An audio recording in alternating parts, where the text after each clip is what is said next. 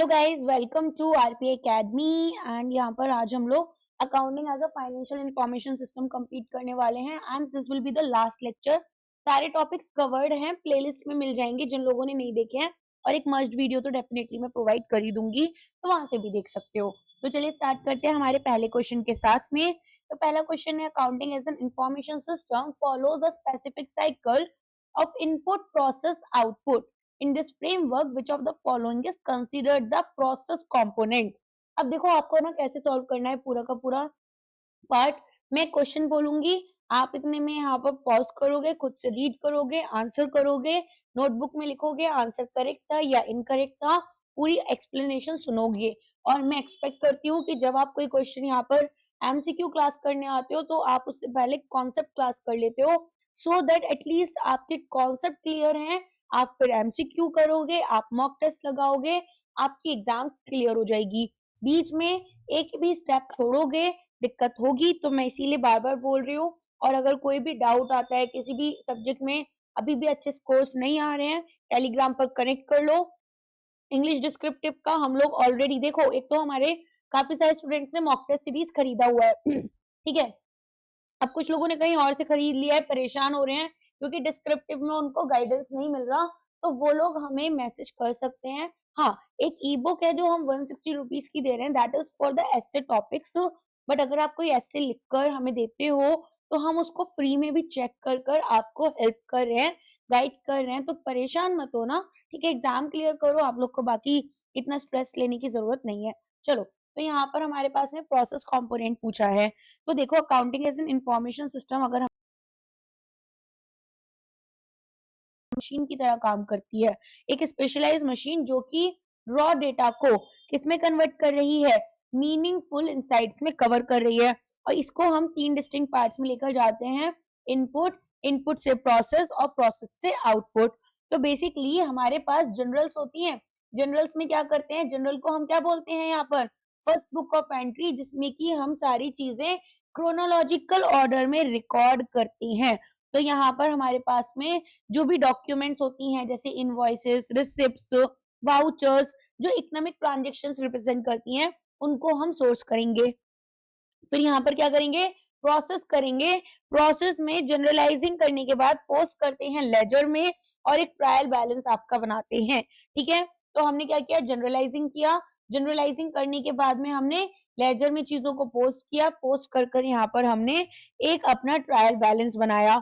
इसके बाद में आउटपुट में जो फाइनल प्रोडक्ट होता है वो हमारे इंटरनल और एक्सटर्नल यूजर्स के साथ शेयर किया जाता है। तो फाइनेंशियल स्टेटमेंट क्या होंगी हमारे पास, बैंकिंग बैलेंस शीट होगी और प्रॉफिट एंड लॉस स्टेटमेंट होगी। तो मैनेज करेंगे रिपोर्ट्स एंड रिसिप्ट्स को। ओके, क्लियर है। तो यहाँ पर आपका आंसर क्या होना चाहिए, आपका आंसर हो जाएगा सी।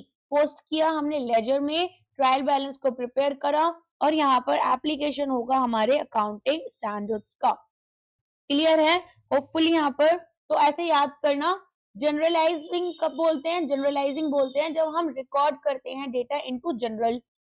अगर मैं बोलूं पोस्टिंग, तो पोस्टिंग का मतलब होता है मैंने लेजर में डेटा डाला है, और लेजर में डेटा कैसे जाता है, इंडिविजुअल अकाउंट्स का जाता है। इंडिविजुअल अकाउंट्स कैसे, जैसे मान लो कि यहाँ पर आप ले सकते हो, आरपीए एकेडमी ले सकते हो, ठीक है, या फिर RPA academy account, Vijendra account. इस तरीके से आप यहाँ पर अकाउंट्स को अपनी इंडिविजुअल एंट्री बनाते हो, और ट्रायल बैलेंस में क्या करते हो, समराइज करते हो। समराइज करने के अलावा जो भी यहाँ पर अगर एरर्स वगैरह होती हैं तो रिकंसिलिएशन किया जाता है। रिकंसिलिएशन में एरर्स आइडेंटिफाई कर उन एरर्स को रिमूव किया जाता है। अगर मान लो डेबिट क्रेडिट के फिर भी सम इक्वल नहीं आता तो क्या करते हैं, एक सस्पेंस अकाउंट बनाते हैं। ठीक है, समझ में आ गया। तो यहाँ पर हमारे पास में इस तरीके से आपका क्या बनता है, पूरा का पूरा यहाँ पर इनपुट प्रोसेस आउटपुट रहता है। चलो आगे बढ़ते हैं।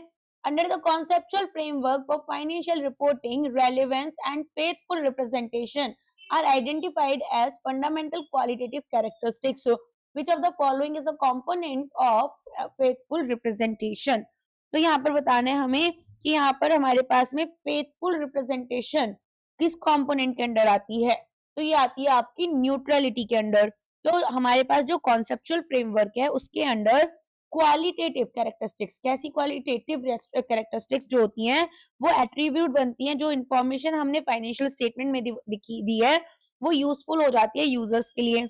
इसको हम दो कैटेगरीज में डिवाइड करते हैं, फंडामेंटल क्वालिटेटिव और हमारे पास में दूसरा रहता है एनहांसिंग क्वालिटेटिव कैरेक्टरिस्टिक्स। तो पहले फंडामेंटल क्वालिटेटिव कैरेक्टरिस्टिक्स में क्या आता है, सबसे पहले आता है रेलेवेंस। जो इंफॉर्मेशन आप दे रहे हो वो यहाँ पर हमारे डिसीजंस को चेंज करने में या डिफरेंट डिसीजन मेकिंग में हेल्प करेगा। इसमें हमारे पास प्रेडिक्टिव वैल्यूज हो सकती हैं, जैसे कि प्रेडिक्ट करना है फ्यूचर को। ऑल्सो यहाँ पर हम फीडबैक दे सकते हैं अबाउट प्रीवियस इवैल्यूएशन। फिर हमारे पास आता है फेथफुल रिप्रेजेंटेशन। तो इंफॉर्मेशन रिप्रेजेंट करेगी इकोनॉमिक फिनोमिना, जो कि हमारा क्या होगा यहाँ पर रिप्रेजेंट किया जाएगा। तो तीन कंपोनेंट्स रखेंगे, वो कौन कौन से हैं, कंप्लीटनेस, न्यूट्रलिटी और फ्री फ्रॉम एरर। तो हमारे पास में जो भी इंफॉर्मेशन नेसेसरी है एक यूजर के लिए ताकि हम पूरे के पूरे फिनोमिना को समझें। यहाँ पर हमारे पास में जो डेपिक्शन होगा वो बिना बायस के होगा सिलेक्शन में, या प्रेजेंटेशन होगी फाइनेंशियल इंफॉर्मेशन की, और कोई भी एरर या ओमिशंस डिस्क्रिप्शन में नहीं आएंगे फिनोमिना में। अब आ जाओ एनहांसिंग यहाँ पर आपकी क्वालिटेटिव कैरेक्टरिस्टिक्स। इसमें क्या होगा, सबसे पहले तो आप यहाँ पर कंपैरेबिलिटी होनी चाहिए।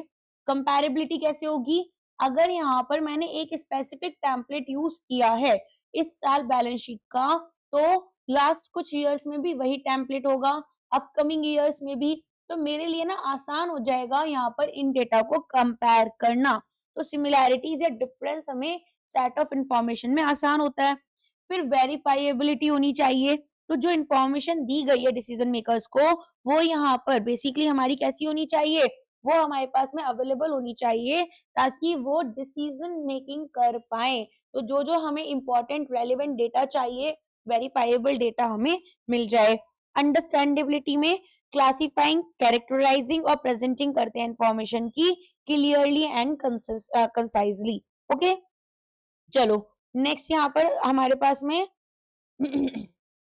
the decision usefulness objective of a financial information system primarily serves which group of users according to the conceptual framework। देखो जो प्राइमरी यूजर्स होते हैं जनरल पर्पस फाइनेंशियल रिपोर्टिंग में, उसमें हमारे पास में यहाँ पर आप देखेंगे सबसे पहले तो देखो जो प्राइमरी ऑब्जेक्टिव है फाइनेंशियल रिपोर्टिंग का वो क्या है कि इंफॉर्मेशन देनी है किसके लिए, एग्जिस्टिंग और पोटेंशियल इन्वेस्टर्स के लिए, लैंडर्स के लिए, जैसे बैंक से अगर कोई हमने यहाँ पर लोन वगैरह लेना है, या फिर क्रेडिटर्स होते हैं हमारे पास में जिनसे हमने ट्रेड फाइनेंस करवाया, मतलब सामान जो खरीदा हमने उधार पर लिया, तो ये हमारा कि क्या इन्हें रिसोर्सेज देने चाहिए या नहीं देने चाहिए ये डिसीजन लेते हैं। जैसे कि बाइंग का, सेलिंग का, इक्विटीज होल्ड करनी है या नहीं करनी, डेट इंस्ट्रूमेंट्स यहाँ पर इन्वेस्ट करना है नहीं करना, सेटल करना लोन्स को, प्रोवाइड करना अदर फॉर्म ऑफ क्रेडिट। यहाँ पर इसके अलावा असिस्ट करते हैं हम कि मैनेजमेंट की स्टीवर्डशिप कैसी है यहाँ पर, ठीक है। तो हमारे पास में ये पूछ रहे हैं कि decision usefulness objective financial information system का प्राइमरली कौन से ग्रुप को सर्व करता है, तो किसको करेगा, एग्जिस्टिंग पोटेंशियल इन्वेस्टर्स, लैंडर्स और अदर क्रेडिटर्स को। तो सी आपका आंसर हो जाएगा, ठीक है। अब यूजर ग्रुप कैसे कैसे होते हैं आपके, अगर मैं बोलूं इंटरनल यूजर तो कौन होगा, आपकी कंपनी के मैनेजमेंट होगा, ठीक है। तो यहाँ पर इनको हम इंटरनल मैनेजमेंट में लेकर जाते हैं जो कि हमारे छोटी छोटी चीजों को चेक कर सकते हैं, है ना, ताकि ये यहाँ पर इन्फॉर्म डिसीजन ले अपने डिपार्टमेंट के अकॉर्डिंग। तो एक मैनेजमेंट इंफॉर्मेशन सिस्टम होता है वो रिपोर्ट देता है इंटरनल यूजर्स को। फिर हमारे पास टैक्स अथॉरिटीज और रेगुलेटरीज होती हैं जो कि एक्सटर्नल स्पेशलाइज्ड होती हैं। ये स्टैट्यूटरी पावर के अकॉर्डिंग देखती हैं कि हमारे पास में जो इन्फॉर्मेशन इनको चाहिए अवेलेबल होनी चाहिए उस टाइम पर। और एम्प्लॉइज और पब्लिक जो होते हैं वो यहाँ पर फाइनेंशियल स्टेटमेंट कब यूजफुल फाइंड करते हैं, जब डिसीजन यूजफुल फ्रेमवर्क जो है वो हमारा जो उनकी नीड्स है, ठीक है, उसके अकॉर्डिंग यहाँ पर यूटिलाइज हो रहा है, ठीक है। नेक्स्ट आ जाओ, when an accounting information system incorporates feedback value it means the system। तो यहाँ पर आपको आंसर देना है। देखो जब हमारे पास फीडबैक वैल्यू होती है उसका क्या मतलब होता है कि एक सबसेट है, ये फंडामेंटल कैरेक्टरिस्टिक्स हमने पढ़ी थी अभी रेलेवेंस की, उसका ही एक सबसेट होता है फीडबैक, जिसमें कि हम क्या करते हैं जो हमारे इन्वेस्टर्स हैं, ठीक है, उनको हम यहाँ पर जैसे फॉर एग्जांपल प्रेडिक्टिव वैल्यू है, इसके साथ पेयरिंग करी हमने फीडबैक की, और इंफॉर्मेशन अब यहाँ पर डिसीजन मेकिंग में हमारे इन्वेस्टर्स के, गवर्नमेंट के, जो हमारे यूजर्स हैं उनको हेल्प करता है। सो बेसिकली आप देखेंगे कुछ की ब्रेकडाउन यहाँ पर क्या है। तो एक तो हमारे पास कंफर्मेटरी वैल्यू बोल सकते हैं या फीडबैक वैल्यू बोल सकते हैं। ये कैसी है? Looking backward. तो इन्वेस्टर्स यहाँ पर या क्रेडिटर्स चेक करते हैं कि अगर हमारे गोल्स हमने जो सेट किए थे वो मीट किए या नहीं किए। मान लो कंपनी ने बोला कि 10% की ग्रोथ होगी हमारी लास्ट ईयर, लेकिन एक्चुअल ग्रोथ जो हुई वो यहाँ पर हमारी 7% हुई, तो ये लोग गोल नहीं मीट कर पाए। तो जो करंट एआईएस आउटपुट होता है वो यहाँ पर बताता है कि क्या चीजें आपकी आपने एक्चुअली अचीव की हैं। अब प्रेडिक्टिव वैल्यू कैसी होती है?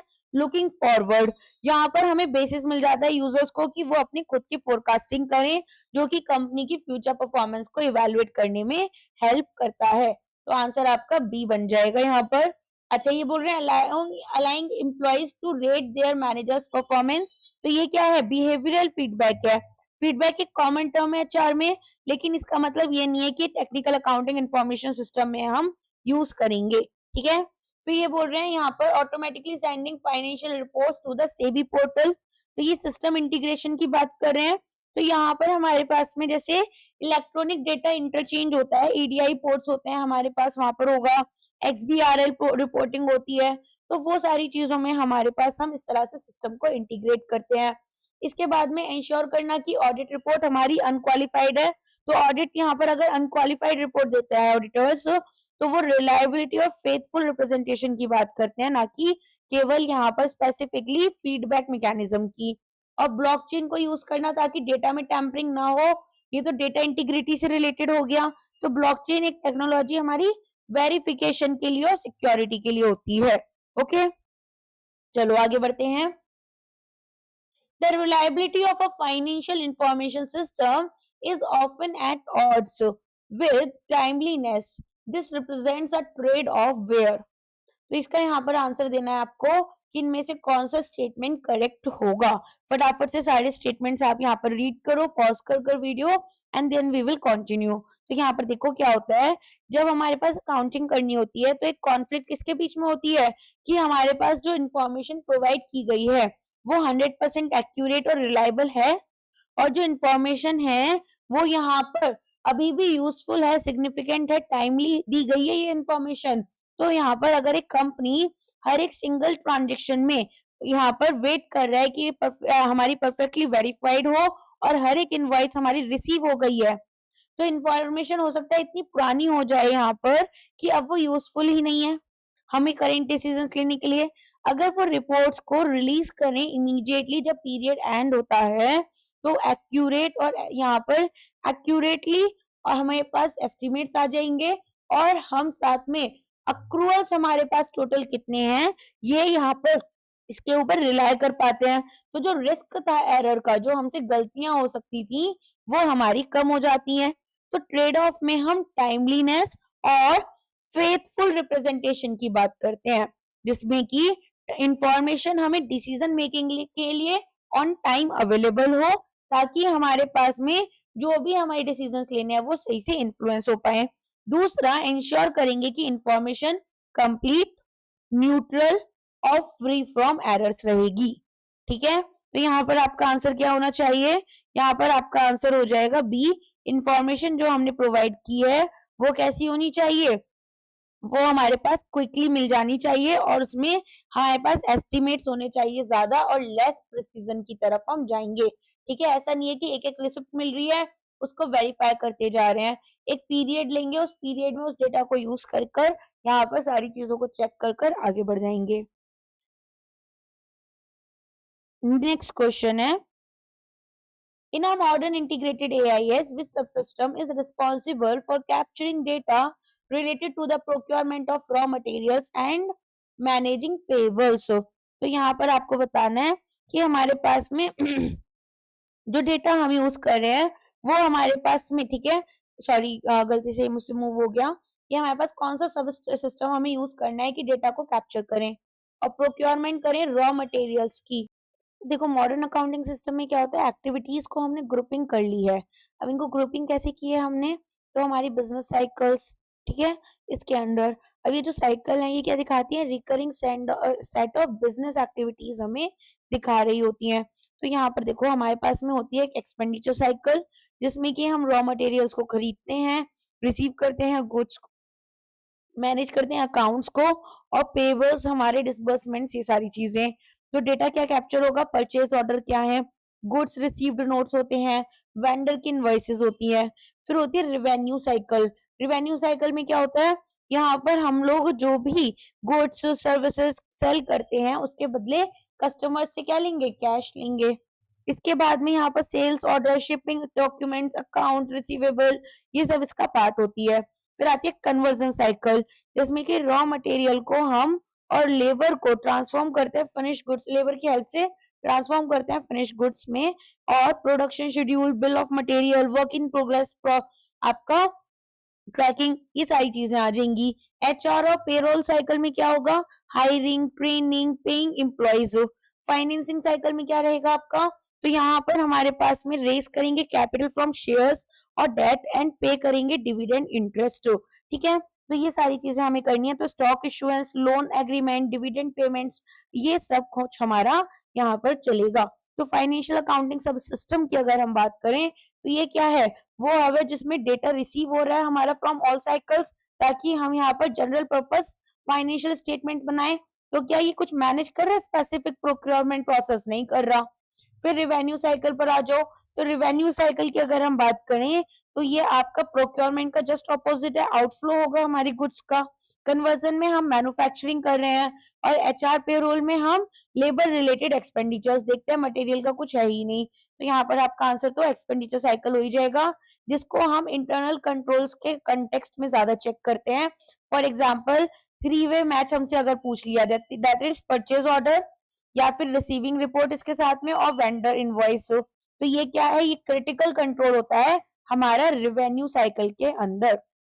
नेक्स्ट आ जाओ, which of the following best describes comparability characteristics of a financial information system। तो comparability क्या है, एक enhancing qualitative characteristic है जो कि enable करती है यूजर्स को कि वो आइडेंटिफाई करें और अंडरस्टैंड करें similarities in and difference among items। तो ये कोई सिंगल क्वालिटी नहीं है, रेदर हमारे पास दो या इससे ज्यादा आइटम्स को हमें कंपेयर करना है। तो इंटर पीरियड ऑफ कंपैरेबिलिटी चलती है, कंसिस्टेंसी हम देखते हैं। तो हम सेम अकाउंटिंग पॉलिसी यूज करते हैं हमारे सेम आइटम्स के लिए एक पीरियड में, ठीक है, to another within a single company. For example, अगर एक कंपनी यूज करेगी स्ट्रेट लाइन मेथड, अगर एक कंपनी ने एक स्ट्रेट लाइन मेथड यूज किया डेप्रिसिएशन के लिए, तो इसे हम कंटिन्यू करेंगे यूज करना 2025 में, ताकि फिगर्स हमारी यहाँ पर प्रॉफिटेबल बने, ठीक है, और हम उन्हें कंपेयर कर सकें। बेसिकली हमारी जो फिगर्स हैं वो हमें यहाँ पर पता चल सकती हैं कि कैसी हैं, उन्हें आसानी से कंपेयर कर सकते हैं।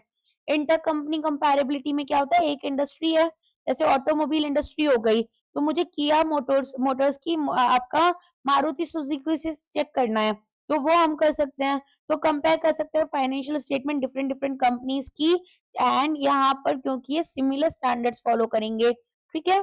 हमारे पास में अब यहाँ पर आंसर क्या हो जाएगा, इसका आंसर होगा B, consistent application of accounting policies over time and across different entities, ठीक है। तो कंसिस्टेंट एप्लीकेशन होती है अकाउंटिंग पॉलिसीज की ओवर टाइम, और इसे हम अक्रॉस डिफरेंट एंटिटीज और हमारी एंटिटी का अक्रॉस डिफरेंट ईयर्स दोनों चेक कर सकते हैं। कंसिस्टेंसी का क्या मतलब होता है, सेम मेथड यूज करना।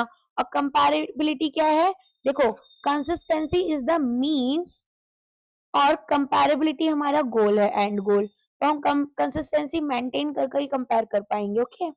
चलो नेक्स्ट आ जाओ। इसमें आपको ना केस स्टडी टाइप के एमसीक्यूज में मिल सकते हैं, जहां पर एक कंपनी अपनी इन्वेंट्री वैल्यूएशन मेथड चेंज कर रही है फीफो से वेटेड एवरेज की तरफ, और फिर आपको देखना है कि कौन सी कैरेक्टरिस्टिक आपकी इम्पैक्ट हुई है। तो अगर कैरेक्टरिस्टिक्स पूछे तो बता देना कौन सी इम्पैक्ट होगी, ओके। नेक्स्ट आ जाओ, the economic reality of substance over from form principle in an information system ensures that. अब यहाँ पर हमसे बोल रहे legal documents are the only basis for recording, या फिर ट्रांजेक्शंस, ठीक है, या फिर एक फाइनेंस लीज जो है वो रिकॉर्ड की जाती है as an asset by the ledger even if they don't legally own it.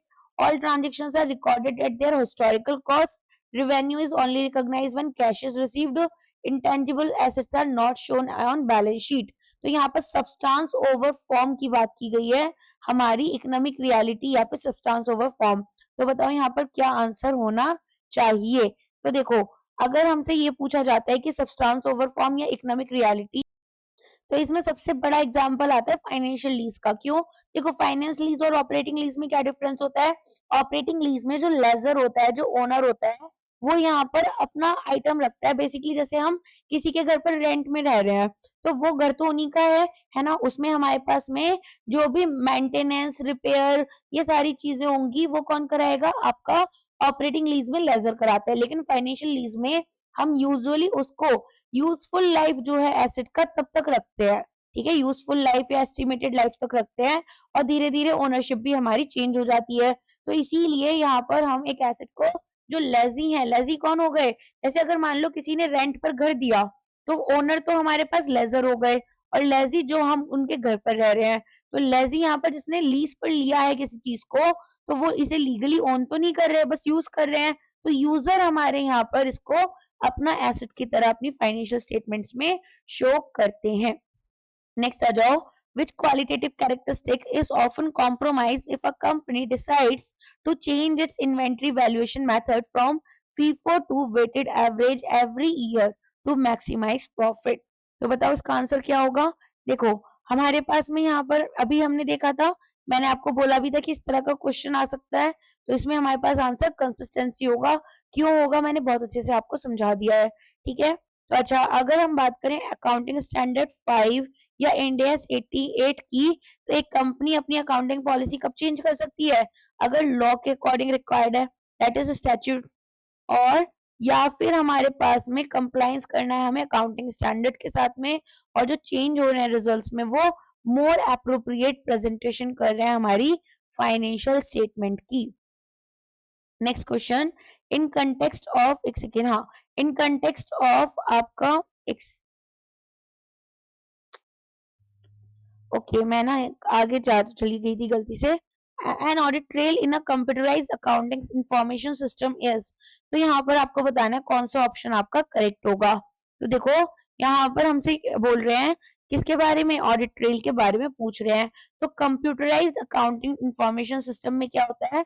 यहाँ पर हमारे पास में एक ऑडिट ट्रेल बनती है, जो कि एक विजिबल पाथ है एविडेंस का, और एक थ्रेड हम बनाते हैं जो कि कनेक्ट करता है फाइनल फिगर्स फाइनेंशियल स्टेटमेंट्स के साथ में to the original source of transactions. तो एक रोबस्ट ऑडिट ट्रेल अलाउ करती है टू वे वेरिफिकेशन। एक होगा vouching backward starting from an entry in the financial statement, और इसको हम यहाँ पर लेजर के थ्रू ट्रेस बैक करेंगे, और जनरल के through to the original source department. तो इंश्योर करेंगे कि जो ट्रांजेक्शन है वो एक्चुअली हुए हैं। और ट्रेसिंग में स्टार्ट करेंगे एक सोर्स डॉक्यूमेंट से, और इंश्योर करेंगे कि हमारा करेक्टली रिकॉर्ड किया गया था जनरल में, लेजर में, और इवेंचुअली फाइनेंशियल स्टेटमेंट्स के अंदर। ओके, समझ में आ गया। अब इसमें ना हमारे पास में देखो, अगर आपको वाउचिंग पता है, वाउचिंग क्या होता है? तो वाउचिंग हमें एक स्टार्टिंग से, ठीक है, हम बैकवर्ड जाते हैं, तो starting from an entry in the financial statement और ट्रेस बैक करेंगे थ्रू द लेजर और फिर journal to the original source document, ठीक है। जैसे कि हमारी इनवॉइस वगैरह होती हैं, तो इंश्योर करेंगे कि जो ट्रांजेक्शन है वो एक्चुअली हमारे अक्कर हुए हैं। अब इसके बाद में ट्रेसिंग में क्या देखेंगे कि एक सोर्स डॉक्यूमेंट, और इंश्योर करेंगे कि it was correctly recorded in the general ledger and eventually जो फाइनेंशियल स्टेटमेंट है। तो कंप्लीटनेस हमें यहाँ पर देखने के लिए मिल जाती है, एक लिटरल इंटरप्रिटेशन हो जाता है यहाँ पर। अगर हम बात करें कि पाथ जो ऑडिटर लेगा, तो ये क्या हो गया? ऑडिट ट्रेल की डेफिनेशन हो गई। एंड दूसरा आपके पास में क्या है? स्टेप बाय स्टेप रिकॉर्ड, जिसमें कि हम एक ट्रांजेक्शन को ट्रेस करते हैं from the final report back to the source document. तो ये हमारा आंसर करेक्ट हो जाएगा।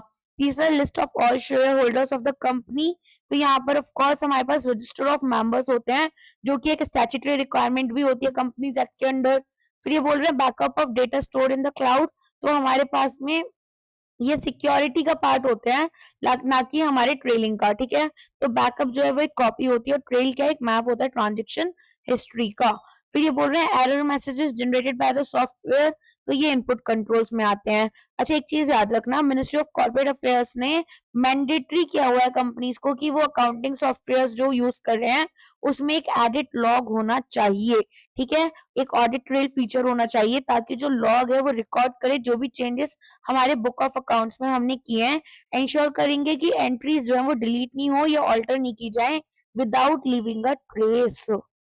नेक्स्ट आ जाओ, डेटा इंटीग्रिटी की बात करें जो कि प्राइमरली मेंटेन किया जाता है through general controls and application control.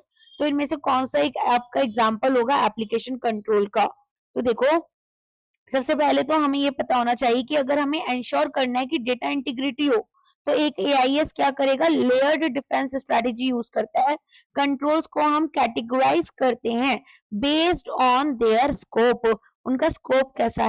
So application controls हमारे पास क्या करते हैं, ये इंडिविजुअल सॉफ्टवेयर एप्लीकेशंस के लिए स्पेसिफिक होते हैं।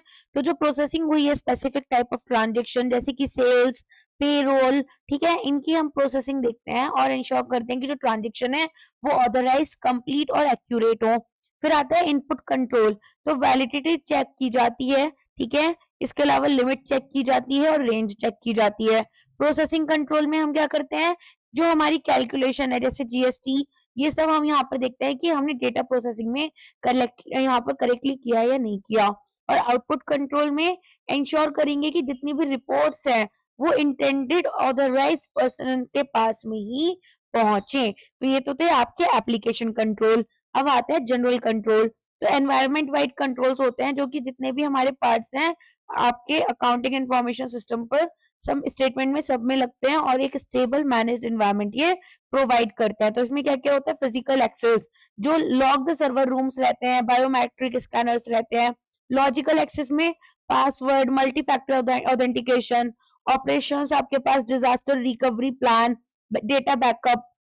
डेवलपमेंट में सेग्रीगेशन करते हैं ड्यूटीज का बिटवीन प्रोग्रामर्स एंड यूजर्स, ठीक है। अच्छा गीगो पता है, गीगो क्या होता है? फीफो तो आपको पता है, गार्बेज इन गार्बेज आउट, तो इसको हमें प्रिवेंट करना होता है, ठीक है, एप्लीकेशन कंट्रोल के थ्रू। As per the trend of integrated reporting the primary goal of reporting framework is to, तो यहाँ पर सबसे पहले इंटीग्रेटेड रिपोर्टिंग समझो क्या होता है। ट्रेडिशनल फाइनेंशियल रिपोर्टिंग होती थी तो उसमें हम पास्ट फाइनेंशियल इंफॉर्मेशन कैसी है कंपनी की वो देखते थे। इंटीग्रेटेड रिपोर्टिंग में हम ये देखते हैं कि भाई जो हमारे, देखो एक तो इसको डेवलप कौन करता है, इंटरनेशनल इंटीग्रेटेड रिपोर्टिंग काउंसिल। तो एक मॉडर्न अप्रोच है जिसमें हम ये देखते हैं कि कैसे और क्यों यहाँ पर हमने वैल्यू क्रिएशन किया। तो एनकरेज करते हैं कंपनीज को कि वो अब जस्ट प्रॉफिट और लॉस के बियॉन्ड मूव करें और एक्सप्लेन करें कि कैसे वो अपने कैपिटल्स को यूज कर कर वैल्यू शॉर्ट, मीडियम और लॉन्ग टर्म में क्रिएट करते हैं। तो हमारे पास में कंपनीज को बेसिकली 6 तरह की कैपिटल्स बताई गई हैं जो कि इंटीग्रेटेड रिपोर्टिंग में यूज करनी है। फाइनेंशियल कैपिटल, जो फंड उनके पास यूज के लिए अवेलेबल है, जैसे प्रोडक्शन करना है या फिर प्रोविजनिंग करनी है सर्विसेज की। मैन्युफैक्चर्ड कैपिटल, जो फिजिकल ऑब्जेक्ट्स हैं जैसे कि building, equipment. Intellectual capital, knowledge based intangible, जैसे ये जो वीडियोस हैं ये आपके लिए क्या बन जाएंगी, ये बन गई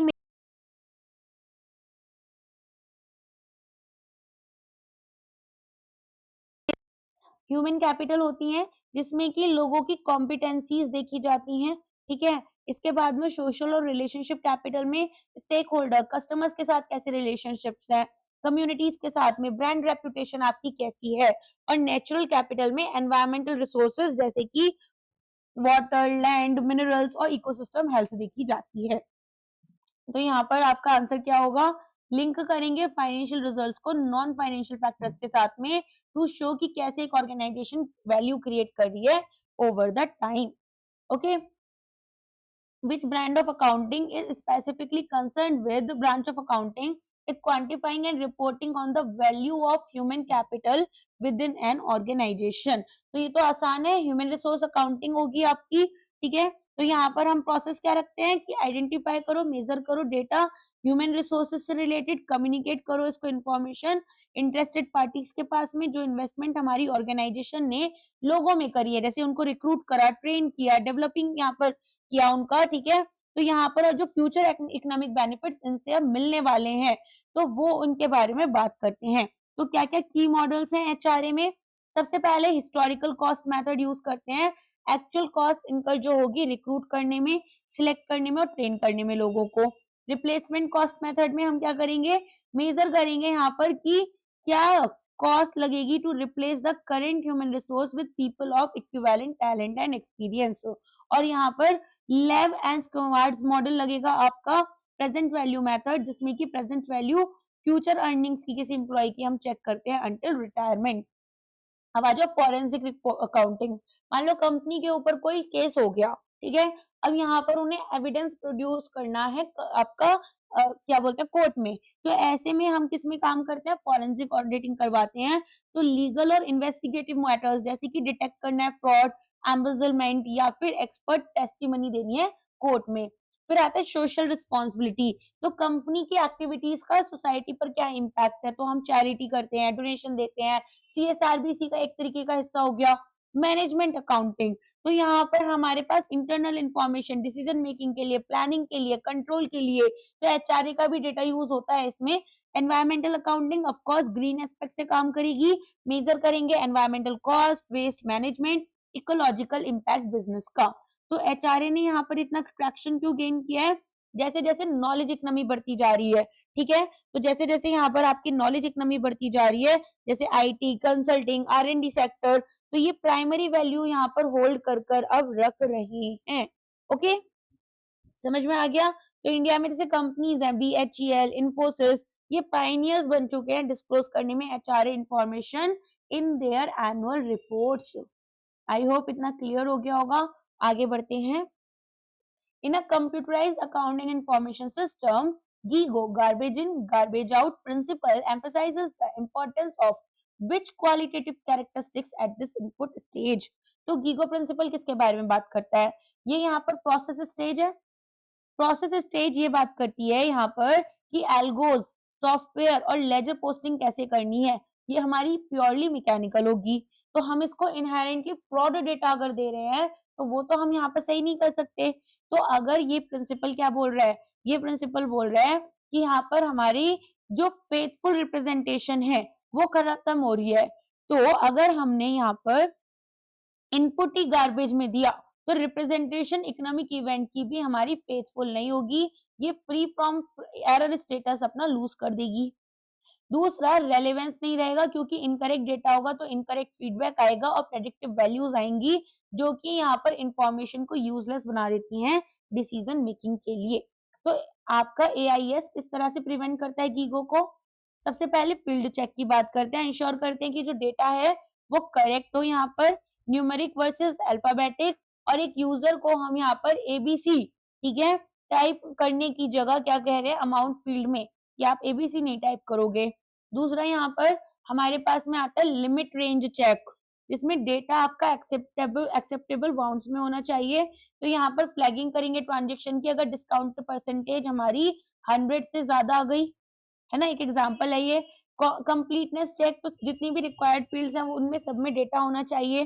तो यहाँ पर वाउचर हम सेव नहीं करेंगे जब तक डेट, डेबिट अकाउंट, कोई भी चीज यहाँ पर आपने स्किप कर दी। रीजनेबल टेस्ट हो तो चेक करेंगे कि लॉजिकल रिलेशनशिप क्या है डेटा पॉइंट्स के बीच में। तो अगर मान लो कोई ओवर टाइम क्लेम है 100 hours in a single week, तो वो यहाँ पर फ्लैग किया जाएगा इशू।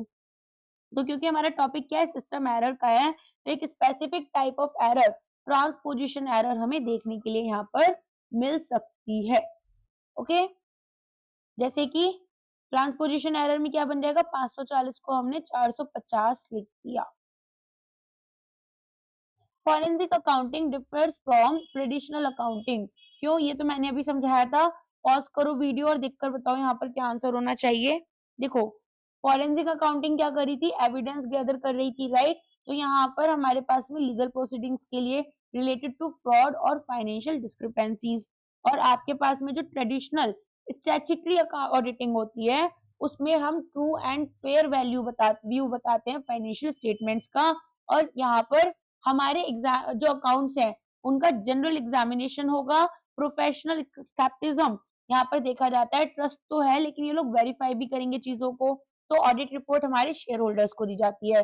फॉरेंसिक ऑडिटिंग में जैसे मैंने बताया कोई फ्रॉड हो गया, कोई केस वगैरह है तो एविडेंस ढूंढना है, तो यहाँ पर इन्वेस्टिगेशन जो होती है उसके लिए हम देखते हैं, तो हमारे पास में लुकिंग फॉर नीडल्स इन हेस्टैक्स, ठीक है। चलो कुछ तो दाल में काला है। इन्वेस्टिगेट या फिर प्रोसिक्यूशनल होती है ये, एक्सपर्ट टेस्टिमनी या एविडेंस जो है लीगल कोर्ट प्रोसीडिंग्स के लिए आपका लगता है। तो फ्रॉड ट्रायंगल थ्योरी आप देख सकते हैं, अपॉर्चुनिटी, प्रेशर और रैशनलाइजेशन। समझ में आ गया? तो अगर हम देखें फॉरेंसिक अकाउंटिंग एक मेजर टूल किस चीज के लिए बन गया, कि अगर हमारे पास इनसाइडर ट्रेडिंग हुई है या फिर मार्केट में मैनिपुलेशन हुई है या सिफोनिंग हुई है फंड्स की, जो आजकल बहुत ज्यादा हो रहा है इंडिया में बाय प्रमोटर्स, तो ऐसे में हम फॉरेंसिक ऑडिटिंग को यूज करते हैं और सेबी मैंडेट करता है फॉरेंसिक ऑडिट कंपनीज का जब इसको कुछ भी इरेगुलरिटीज लगती हैं। नेक्स्ट आ जाओ, matching principle is the core principle rule in an AIS। अगर एक AIS फेल कर जाती है to apply this principle to insurance premium paid in advance, which of the following occurs. Matching principle किस पर जा रही थी आपकी, याद है आपको कि हमारे पास में इस साल में जितना भी एक्सपेंस हो रहा है और जितना भी रिवेन्यू है वो हमें जो ड्यू भी हो सकता है आगे जाकर उसको रिकॉग्नाइज करना है अपनी स्टेटमेंट्स में, तो expenses should be recognised in the same period as the revenues, ताकि यहाँ पर हमारे पास में बेसिकली एक मैचिंग प्रिंसिपल को हम फॉलो करते हैं। तो जब हम इंश्योरेंस प्रीमियम को एडवांस में दे देते हैं तो AIS कैसे प्रोसेस करता है इसको, करेंट पीरियड पोर्शन यहाँ पर रिकॉग्नाइज करेगा एज एन एक्सपेंस, और जो फ्यूचर पीरियड पोर्शन होगा उसको एक एसेट की तरह प्रीपेड एक्सपेंस में शो करता है। अगर हम ऐसा नहीं करेंगे तो हमारा ये जो प्रिंसिपल है ये हम फॉलो नहीं कर रहे और पूरा का पूरा एडवांस पेमेंट को हम एक करेंट एक्सपेंस की तरह दिखा देते हैं, जिसकी वजह से हमारा जो एक्सपेंस अकाउंट है वो फुल अमाउंट से चार्जिंग कर दिया और यहाँ पर एक्सपेंसेस ओवर स्टेट हो गए, ठीक है, और नेट प्रॉफिट हमारा अंडर स्टेट हो गया।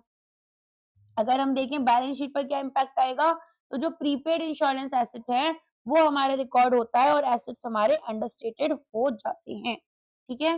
तो जनरल एंट्री क्या बनती है यहाँ पर, देखो प्रीपेड एसेट को क्रेडिट करो और कैश को यहाँ पर प्रीपेड एसेट को डेबिट करो और कैश को आप क्रेडिट करोगे, इसमें करेंट एप्लीकेशन में। और अगर यहाँ पर हम बात करते हैं कि अप्लाई नहीं किया, कोई एरर हो गई, तो क्या करोगे, डेबिट करोगे इंश्योरेंस एक्सपेंस को एंड क्रेडिट करोगे कैश को। आ गया समझ में? अब आगे बढ़ते हैं। यहाँ पर ये आपको दे रखा है प्रीपेड इंश्योरेंस यहाँ पर रिकॉर्ड नहीं करेंगे तो फुल अमाउंट चार्ज हो जाएगा to the profit and loss account. Okay चलो, अच्छा एक चीज याद रखना, अगर क्वेश्चंस आते हैं ऑन इम्पैक्ट ऑफ एरर्स तो ये बहुत कॉमन से होते हैं। ध्यान रखना कि अगर ओवर रिपोर्टिंग कर देंगे एक्सपेंस की तो अंडर रिपोर्टिंग होगी एसेट्स की, और अगर यहाँ पर आपके पास में अंडर रिपोर्टिंग कर दी एक्सपेंस की तो ओवर रिपोर्टिंग हो जाएगी एसेट्स की। तो ये भी हमारी पीरियोडिसिटी कॉन्सेप्ट जो है उसको वायलेट करता है। Next question, in the revenue cycle of a financial information system bill of lading एक क्रूशियल डॉक्यूमेंट है। बिल ऑफ लेडिंग क्या होता है, देखो हमारे पास में ना एक कॉन्ट्रैक्ट होता है जो कि सेलर और कैरियर के बीच में होता है टू ट्रांसपोर्ट गुड्स, ठीक है। तो यहाँ पर हमने क्या किया, हमने सामान जब भेजा, फॉर एग्जांपल मान लो एक्सपोर्ट करना है तो शिपमेंट करनी होगी, तो बिल ऑफ लेडिंग होता है कि भाई वेसल वगैरह में सामान को पहुंचा दिया गया है, अब यहाँ से शिप लेकर चला जाएगा। तो इंटीग्रेटेड AIS में जो रेवेन्यू साइकिल होती है उसमें इंटरेक्शन होता है कंपनी और कस्टमर्स के बीच में, और हर एक मूवमेंट गुड्स का और कैश का हमें यहाँ पर एक स्पेसिफिक डॉक्यूमेंट दिखाकर सपोर्ट करना पड़ता है, जो कि ऑडिट ट्रेल में भी यूज होता है। तो बिल ऑफ लेडिंग यहाँ पर क्या है, जो कि शिपिंग स्टेज में आपकी रेवेन्यू साइकिल के टाइम पर जनरेट किया गया। तो 3 प्राइमरी फंक्शन है इसके। कैरेज का कॉन्ट्रैक्ट हमारा हो गया कि भाई यहाँ पर जो है कि सामान हमारी टर्म्स ऑफ कंडीशंस जो हैं कैरियर से रिलेटेड वो क्या है, जिस पर उन्होंने यहाँ पर जो हमारी कोरियर कंपनी है वो इसको शिपमेंट करने के लिए रेडी हुई है। फिर रिसिप्ट की इनको फिजिकली रिसीव हो चुके हैं गुड्स, और डॉक्यूमेंट ऑफ टाइटल बोलते हैं, डॉक्यूमेंट ऑफ टाइटल जहाँ पर जो भी होल्ड करता है बिल ऑफ लेडिंग को उसके पास लीगल राइट है कि वो गुड्स को डेस्टिनेशन पर क्लेम कर सकता है। which enhancing qualitative characteristics is most supported by the use of standardized extensible business reporting language for filing financial statements with SEBI। तो यहाँ पर XBRL क्या होता है, एक बारकोड होता है फाइनेंशियल रिपोर्टिंग के लिए। ये आपका ना फाइनेंस से रिलेटेड भी हो सकता है क्वेश्चन। तो यहाँ पर हम एक फाइनेंशियल स्टेटमेंट को एक फ्लैट डॉक्यूमेंट की तरह नहीं मान रहे, रेदर XBRL क्या करता है, वो टैग करता है हर एक इंडिविजुअल डेटा पॉइंट को। For example net profit, total assets, और एक यूनिक डिजिटल आइडेंटिफायर यहाँ पर लेकर चलता है। ठीक है, अब यहाँ पर क्या होगा आपका, यहाँ पर XBRL टच करेगा सेवरल कैरेक्टरिस्टिक्स, और इसका प्राइमरी पर्पस है कि जो डेटा है वो कंपैरेबल हो across different companies and different periods. ठीक है, तो इंटर कंपनी कंपैरिजन हम कर पा रहे हैं। तो जब कंपनीज यहाँ पर फाइल करती है सेबी के साथ में, तो सेम स्टैंडर्डाइज टैक्सोनॉमी या फिर डायरेक्टरी हमारे पास में यहाँ पर टैक्स की रहती है जो हम यूज करते हैं, और एक एनालिस्ट कंपेयर कर पाते हैं रेवेन्यू कंपनी ए का कंपनी बी के साथ में, इवन इफ यहाँ पर वो डिफरेंट फॉर्मेटिंग यूज करते हैं एनुअल रिपोर्ट्स में। और यहाँ पर डेटा एग्रीगेशन हमारे पास कैसे रहेगा, तो मशीन रीडेबल डेटा होता है, सॉफ्टवेयर पुल करेंगे थाउजेंड ऑफ बैलेंस शीट एक सिंगल स्प्रेडशीट में इंस्टेंटली, और इंडस्ट्री वाइड बेंचमार्किंग इसकी कर सकते हैं। तो कंपैरेबिलिटी में ये यूज होता है। XBRL इंस्टेंस डॉक्यूमेंट के बारे में ये पूछ रहे हैं कि यहाँ पर आपके पास में इसमें क्या क्या चीजें कंटेन्ड होती हैं। तो यहाँ पर एक्चुअल फाइनेंशियल डेटा जो होता है ना किसी भी स्पेसिफिक कंपनी का, एक स्पेसिफिक पीरियड के लिए टैग करते हैं उसको अकॉर्डिंग टू टैक्सोनॉमी।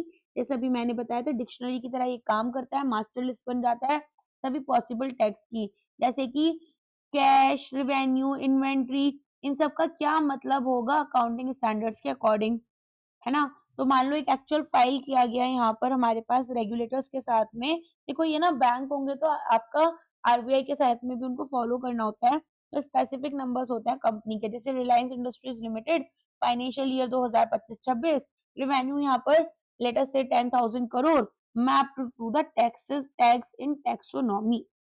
आगे समझ में। तो ये हमारे पास एक इंस्टेंस डॉक्यूमेंट होती है। Next question, according to accounting for social responsibility involves an AIS capturing data related to। तो यहाँ पर सोशल रिस्पॉन्सिबिलिटी अकाउंटिंग किसके बारे में होती है, सोशल अकाउंटिंग या सोशल इकोनॉमिक अकाउंटिंग भी बोलते हैं। कम्युनिकेट करते हैं सोशल एनवायरमेंटल इफेक्ट किसी भी ऑर्गेनाइजेशन की इकोनॉमिक एक्शंस के to a particular interest group within the society and यहाँ पर to society at large. Basically यहाँ पर हम क्या कर रहे हैं, ट्रेडिशनल अकाउंटिंग जो थी उसमें हम केवल प्रॉफिट मेकिंग की बात करते थे। यहाँ पर हम तीन चीजें लेकर चलते हैं, पीपल, प्लैनेट और प्रॉफिट। ठीक है, तो ट्रिपल पी हमारा या 3P हम यहाँ पर लेकर चलते हैं। अभी इसका डायग्राम दिखाती हूँ मैं आपको। तो ये देखो पीपल, प्रॉफिट एंड प्लैनेट, जिसमें कि हम क्या कर रहे हैं, फोकस हमारा ट्रिपल बॉटम लाइन में, ताकि हम यहाँ पर एनवायरमेंटली कार्बन फुटप्रिंट्स को कम करें, वेस्ट मैनेजमेंट यहाँ पर अच्छे से करें, और एनर्जी कंजम्पशन के ऊपर फोकस करें। कम्युनिटी में हम यहाँ पर स्कूल्स, हॉस्पिटल्स, लोकल इंफ्रास्ट्रक्चर के ऊपर काम करते हैं जो CSR एक्टिविटीज में भी आता है।